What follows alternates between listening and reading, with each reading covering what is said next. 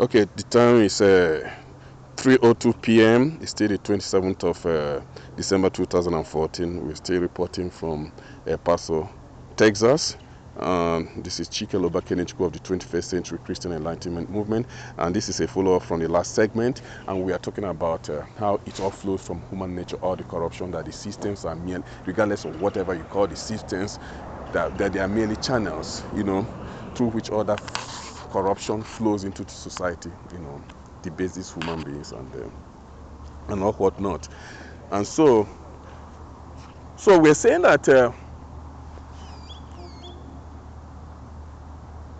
that with time, what happened is that what made capitalism become and liberal democracy become so corrosive, so destructive to human beings and their society, their and human societies, that increasingly it produced more leaders, national leaders that were, and global leaders that were more and more degenerate in political character, moral character, in every other wise. That's what happened, and it couldn't have been otherwise, because that's what electoral democracy does. Electoral democracy as practiced under liberal, the liberal democratic system does. Because what is electoral democracy, especially as practiced under, American style liberal democracy? It brings in some of the most foolish idiots you can find in a society and give them the right to select leaders. That's what it does. People that shouldn't even be given the right to select a dog catcher are given the right to vote, given the right to elect leaders that will determine the destiny of nations and the destiny of this world. And that's why over time, over decades, over generations, the foolish masses, have been electing, leaders that increasingly degenerate, morally and politically degenerate and weak-willed leaders. And that's why we are here today. That's why we are here. That's why, we have arrived at this point where the entire moral order has collapsed, under weak leaders, because these weak leaders were produced by the masses. Usually the masses will wash their hands clean and blame it all on the elites. It's the leaders. It's a lie, my friend. The masses are, one might even say that the masses are even more responsible for all the evils happening to this world than the elites. Yes, my friend. Because there's this tendency to always blame it on the rich and the powerful and the elite, and to absorb the masses of blame. You can do that. You may have done that, in feudalism, where most decisions were in the feudal system, where most decisions were made by powerful people. But in electoral systems, in universal suffrage systems, where ordinary people have the right, we are given the right to determine, leaders, determine the choice of leaders and everything. You can't make that an absolution anymore of the masses. You hold them responsible for future generation will know that the masses played as much a role, if not a greater role, than the elites in the destruction of the world of the 20th and the early decades of the 21st century. It must be done for historical purposes. It must be done for corrective purposes, for the purpose of providing future leaders, sufficient wisdom, sufficient facts, to rule in a wiser way. Because again, are you getting it? The collapse of the moral order is much a responsibility of the masses as it is of the elites. Just simply blaming the elites won't cut it, as the Americans put it. It won't. It's the responsibility of all classes of society. All classes of society played an equal role in it. If you read the media accounts, usually they blame it all on the elites, the oligarchs. It's all the oligarchs and their corruption and their greed. It's a lie. The masses are as greedy as the oligarchs, the ghetto thug,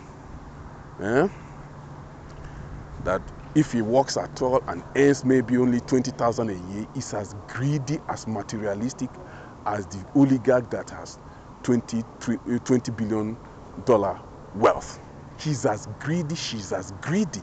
The ghetto thug and the ghetto harlot is just as greedy as the oligarch, as materialistic, as crassly consumerist.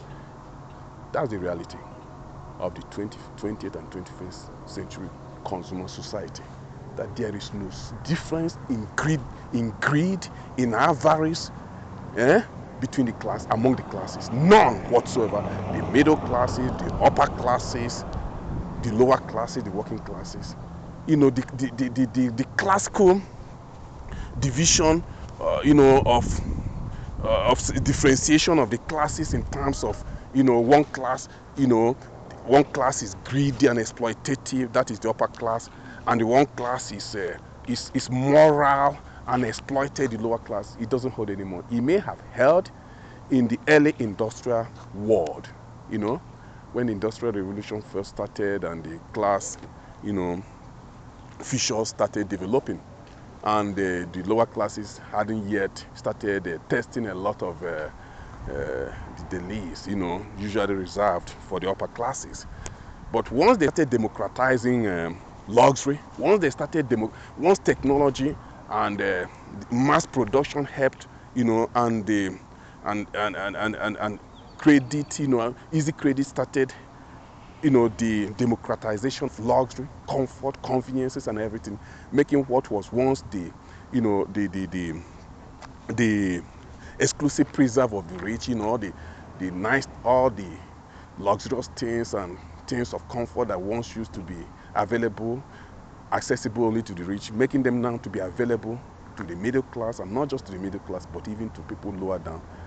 You couldn't anymore just blame it, greed and avarice and all whatnot, and wastefulness on the rich alone.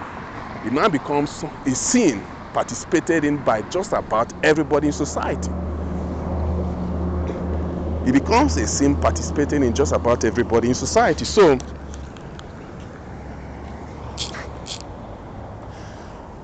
my friend, part of the work of the 21st century Christian Enlightenment movement and all the other groups that eventually will join up in this work, the work to do is to repair it all, not so much repair it all, hold everybody responsible for the fall, and then get as many hands as possible on the deck, to put it all back together again and build a better society. That's really the work. Build a better society for the present and future generation, build a better society, and a better civilization, because it can be done, and use it to replace this squalid, incredibly, unspeakably squalid civilization, built under capitalism and the liberal democratic systems. Squalid, a system so squalid, so revolting that, they gloss it over with, consumerism. They gloss it over with, a lot of things. But take away the gloss, and you see the dirty squalor, the dirtiness of fate, the incredible dirtiness of the civilization that, these modern day humans have been building for the past,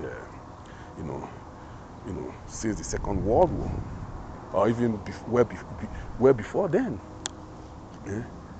Is civilization squalid that turns human beings into bestial animals.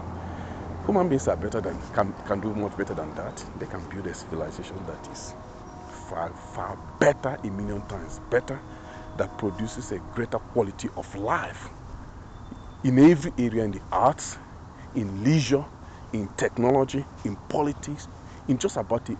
They can build a civilization that is a million times superior than what we have known in all of the 21st century and most of the 20th century, and even going back beyond that.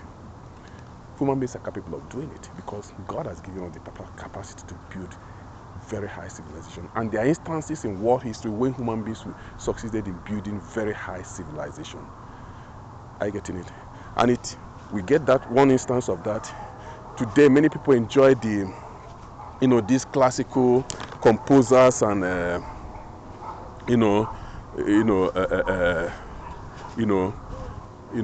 if you like classical music, Bach, Handel, Beethoven, Mozart, and the rest of them. And up to today, they haven't yet produced music that surpasses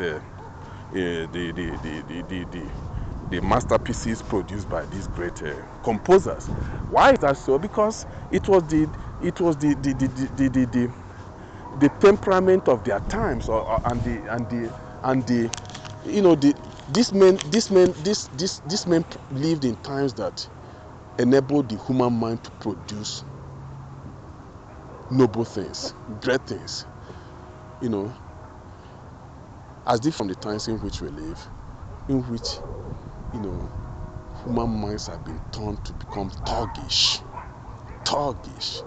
amoral, extremely thuggish, extremely amoral, base, and it's getting baser and more thuggish by the day, by the hour, by the second, you know, and then there's this technology run amok, you know.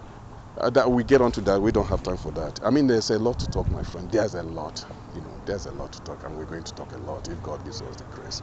Okay, and so we leave it here for now. Oh, look at this beautiful pigeon, my friend. Just beautiful. I think you're watching it from the unofficial TV channel. You know, just beautiful. That's it over there. Eh? Okay, my friend, we call it a day for now on this. God willing, we continue with this, you know, in a more structured